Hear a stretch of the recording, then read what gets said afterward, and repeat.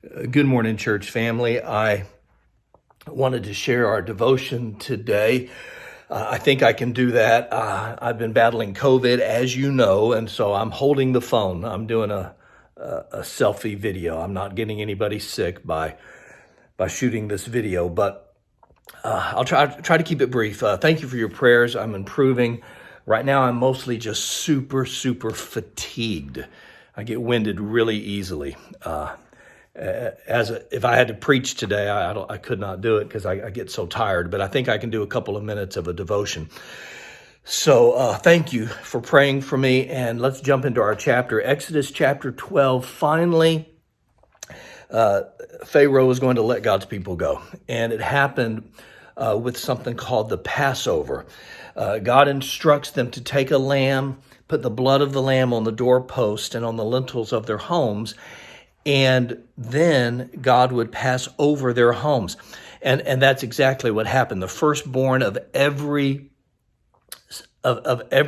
child in all of Egypt, even the cattle, the firstborn were killed at midnight, but not God's people, because they put the Passover lamb on the doorpost and on the lintel.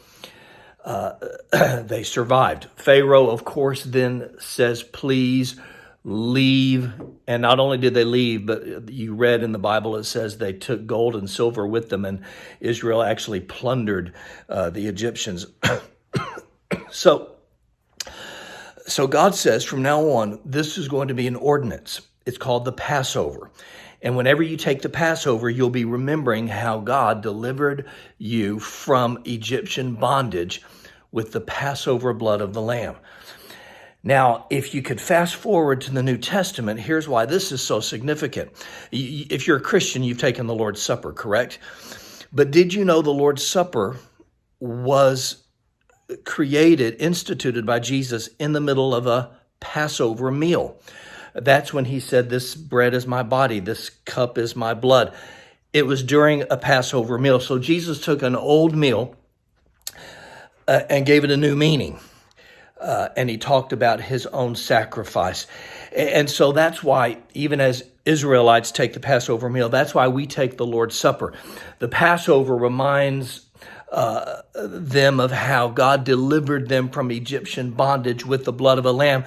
And the Lord's Supper reminds us of how God delivered us from bondage to sin, also by the blood of the Lamb, Jesus Christ. The New Testament even calls Jesus our Passover lamb.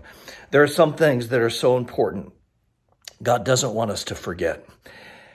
And the cross is one of those things. So as we wrap up the video, if you would, just take a little bit of time in prayer and thank God for the sacrifice of his Son, the Passover lamb, who sets us free and gives us life.